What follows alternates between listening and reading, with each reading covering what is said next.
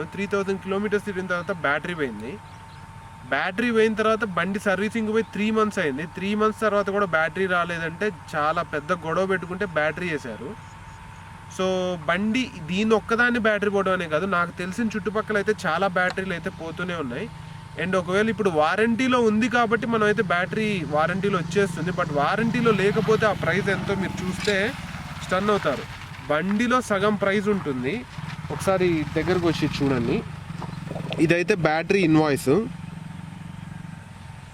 Price మీరు ఇక్కడ చూసుకుంటే ట్యాక్సెస్ 13,451 రూపాయలు పడితే మొత్తం బ్యాటరీ ప్రైస్ వచ్చేసి 88,183 రూపాయలు. ఓన్లీ S1 Proకి మీకు 88,183 రూపాయలు పెడితే బ్యాటరీ వస్తుంది. అండ్ దీనికి ఎన్ని ఇష్యూస్ ఉన్నాయంటే, సర్వీసింగ్కి ఇచ్చినప్పుడు దీన్ని ఎంత గలీజ్గా సర్వీస్ చేశారంటే, ఈ డూమ్స్ ఇవన్నీ ఫిక్స్ చేయడం కూడా ఒకసారి ఇలా దగ్గరకు వచ్చి చూడండి. ఇవన్నీ కూడా ఇలా ఓపెన్ అయిపోయి ఉంటాయి. అండ్ మీరు ఇటు సైడ్ చూసుకుంటే ఇవి కూడా క్యాప్స్ అన్నీ ఓపెన్ అయిపోయి ఉంటాయి. అండ్ మీరు ఇక్కడ చూసుకుంటే ఇది ఉత్తిగా ఇలానే వదిలేశారు.